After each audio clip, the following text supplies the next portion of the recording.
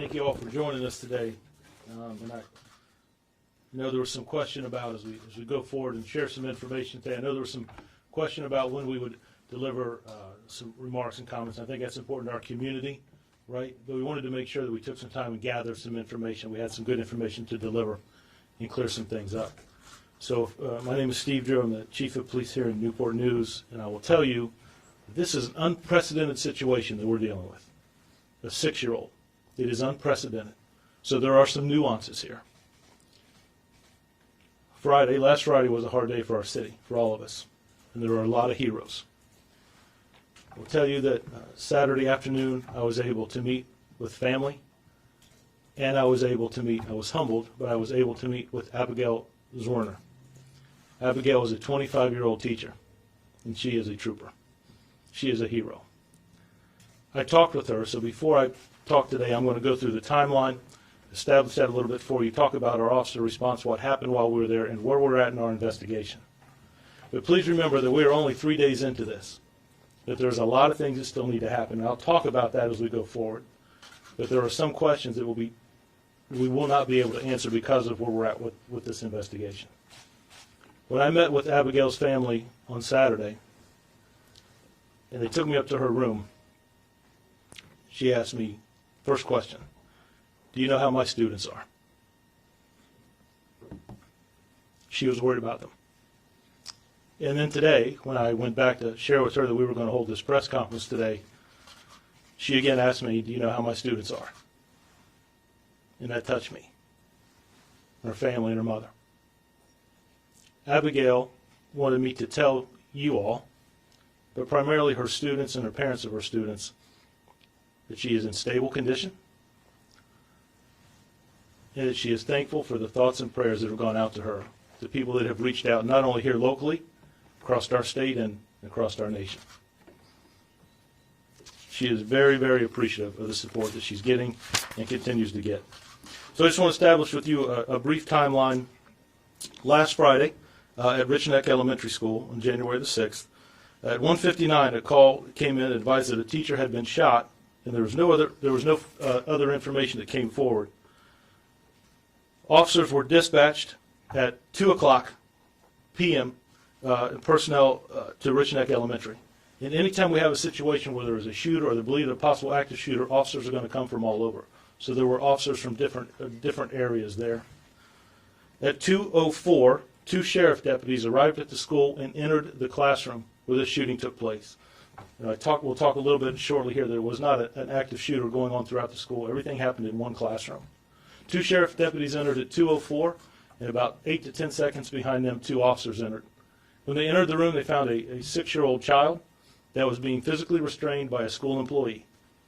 The child became a little combative, actually struck the school employee that was restraining him, and officers then took control of him and escorted him out of the building, placed him in a police car with an officer inside and outside that vehicle.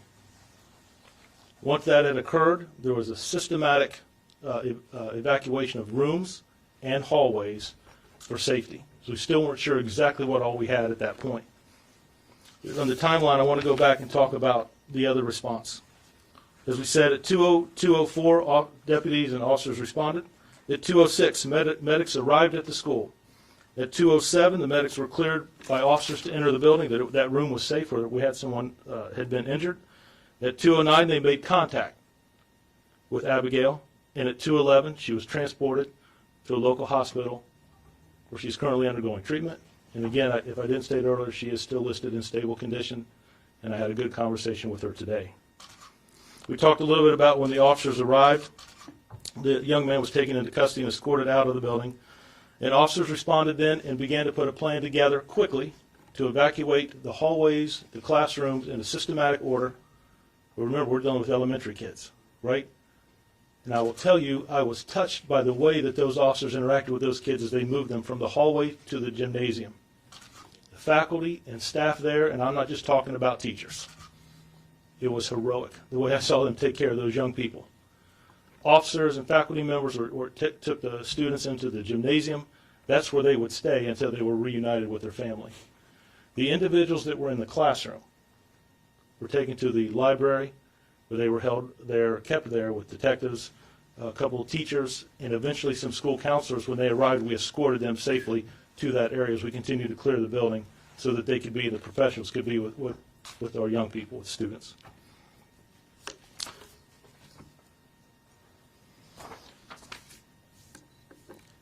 We talked about detectives and counselors that were escorted there to make sure that we had professionals with the individuals that had been in that room. Once the building was safe, forensics entered the classroom and processed the crime scene. I want to share with you what we recovered there.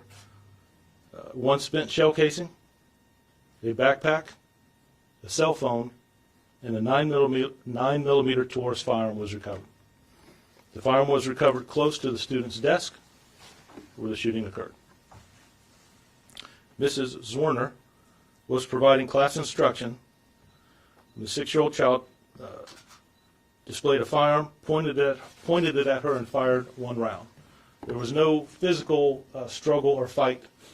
She was providing instruction to her class. There was one round fired. Abigail took a defensive position, and what I'm sharing with you is because she has allowed me to share it. She took a defensive position where she raised her hand. The round went through her hand, exited the rear of her hand, and into her upper chest. And that's as far as I'm going to go with that. I'm not a physician, and the complications there, but that was the injury as she leaned back and took that round. She suffered a gunshot wound, but she was still able to get all of her students out of that classroom.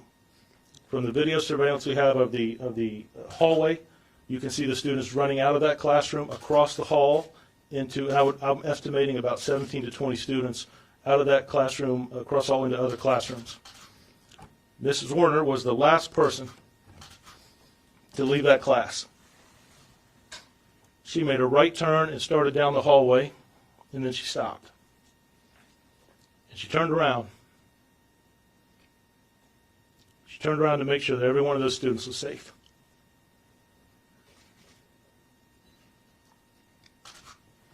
She made her way down to the administration office. We would later find out that she was given first aid as dispatchers talked to individuals who had made phone calls, and they took care of her through communications until the paramedics got with her. Several faculty members were interviewed at the scene. Others, there will be follow-up interviews. There will be follow-up interviews with Abigail. The students that were there, we will work with child psychologists who are trained to interview children. We'll work with them. We want to talk about what they saw in their accounts. Now, once I arrived, myself and other officers, I got a quick brief assessment of the situation, what we had, and I wanted to get out as quick as we could to our community and our parents, right, that we did not have an active situation, the individual was in custody, and that there was no longer threat. I tried to explain a little bit about how children were being moved to the gymnasium. We'll work with our school board members and faculty and staff there, our sheriff deputies, that came all together, and we had a systematic process of releasing a child to their parent. They were identified, and we got them back together. You can imagine there was some frustration by parents wanting their children back, and I can understand that. Myself and the mayor worked the line as parents lined up, calming them down, reassuring that their students were okay. But you saw tears and frustration, anxiety, and I appreciate that, sir. Because in those situations, what we have to do is try to keep people calm because they're just unsure of what they had. And as we reunited, as I saw school employees walking students and officers walking students back to their families, I saw tears and smiles on both sides.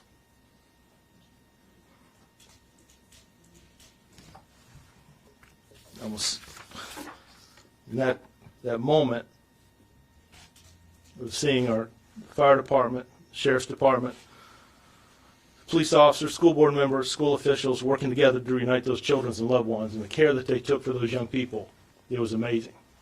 Laughing, supporting, holding their hands, talking to them.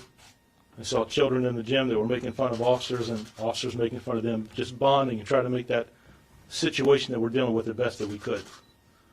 They remembered how important those young people are in that time of, they may never forget. The parents of the 6-year-old child were contacted by the police department and asked them to meet us back at police headquarters. They did so, and at that point is where we interviewed the child and his mother. And we determined that the firearm was in the residence where they lived, and the child had obtained that firearm, placed it in his backpack, and brought it to school. He was brought to school that day by his mother later that morning. The 6-year-old child brought to school, like we said there, and it was determined we wanted to know about that firearm. It's one of the things that we did in our press conference. There was one of the questions I had. Where did that firearm come from? The firearm was legally purchased by the child's mother out of York County. Detectives, so after we had this information, like I said, this is unprecedented. We're dealing with a 6-year-old.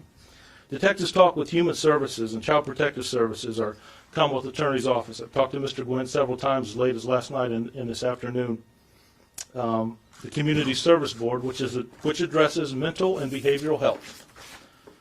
Due to the age of the child, we made these contacts and conversations to seek guidance on possible services, because none of us have a lot of information dealing with something like this.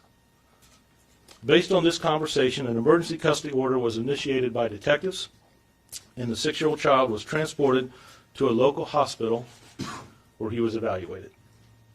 The CSB, Community Service Board, determined that a temporary detention order would be obtained from a magistrate, and the child is currently receiving treatment at a medical facility. Now, the department will continue to conduct this investigation, which will consist of follow-up interviews. We want to talk to the individuals that were in that classroom with help of a child psychologist.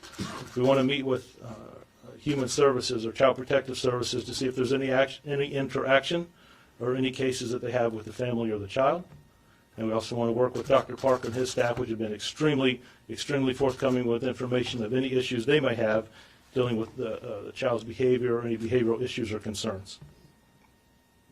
I'd like to reiterate, and I said that night, I just want to reiterate that this shooting was not accidental. It was intentional. Now, I believe, and I told her today, I believe that Miss Zorner, Abigail, that she saved lives on Friday. I cannot be more impressed with the faculty and staff of the school. I can't be more impressed with those children. The way they exited the hallways and went with instruction, the officers and deputies who talked to them, some holding their hands as they walked through, and the number of school employees that came in and we escorted to the gymnasium and even to the library to work with those young children. And I also want to thank all of our federal partners, state and local officials who called and asked if there's any support that you need from the governor's office, all over the state, but primarily around our surrounding jurisdictions. Is there anything you need? And I believe that's because of the relationship that we have. So as we go forward, those are the conversations we'll be having as we continue to put this investigation together. There are a lot of things that we need to continue to do. We're only 3 days into this investigation. But I just want to share with you a little bit about our response, what we had, a little bit of the timeline, what was recovered, and what we have done at this point, and where we are as we go forward to have those conversations with our Commonwealth Attorney and the CSB board on the best avenue to go forward in this situation. I'll take some questions at the end. At the end, I want to make sure that Dr. Parker and our mayor speak. But before I step away, I just want to say that I am appreciative and thankful for the partnership and the relationship we have. And I want to thank you for being there and just kind of all of us working together. I think that's what makes this city great.